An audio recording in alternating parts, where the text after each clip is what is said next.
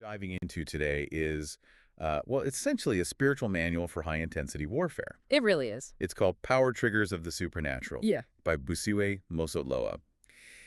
And look, if you're expecting some quiet, meditative reflection, this isn't it.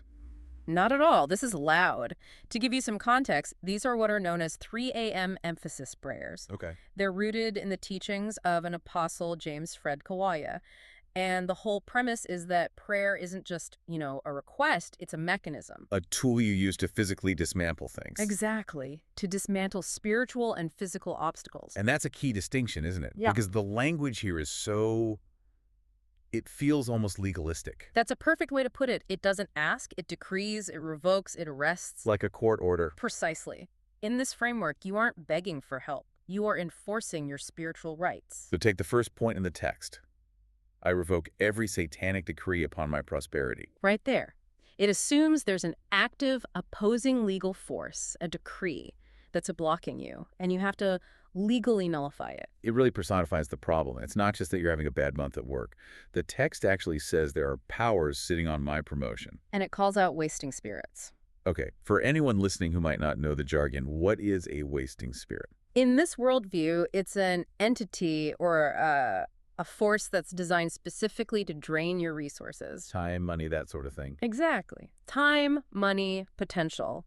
It's the spiritual reason you might be working incredibly hard but just never seem to get ahead. The text tells you to arrest them.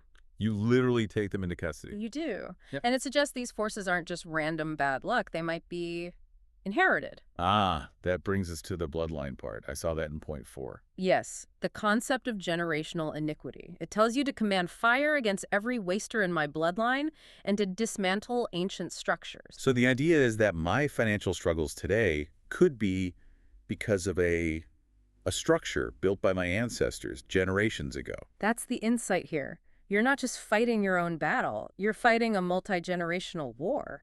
But it goes even wider than that. What really got me was point 3, where it drags the entire universe into it. Cosmic scope. It commands the stars, the moon, the wind to celebrate the breakthrough. It's a fascinating reframe. It implies your personal success is so important that the elements themselves have to align with it. So it's not enough for me to be successful. The sun has to acknowledge it. Nature itself must serve your breakthrough. You become the central protagonist. And the goal of all this, Yeah. it's very tangible. It's infinite abundance. It's not just about peace. No, it's about wealth. There's that metaphor.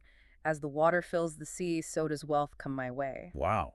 It even says the water of my life is wealth. But, and this is the most important part, this abundance comes with a very steep price. I mean, the instruction section at the end? What? The protocol? It's a rigorous algorithm. You can't just say these things whenever you feel like it.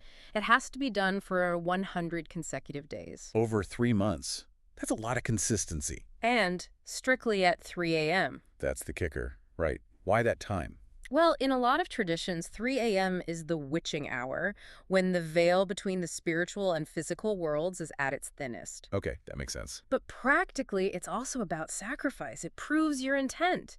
If you can wake up at 3 a.m. every day, you're prioritizing this battle over sleep. Plus, you have to do it with one hand raised. So it's a physical act, too. Very much so. So if we pulled this all together, what we have is a high-friction ritual.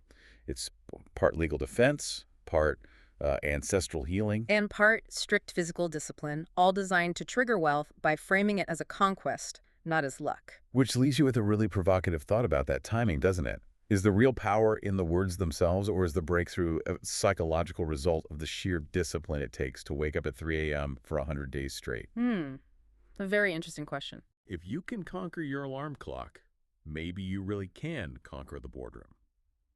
Thanks for exploring this deep dive with us.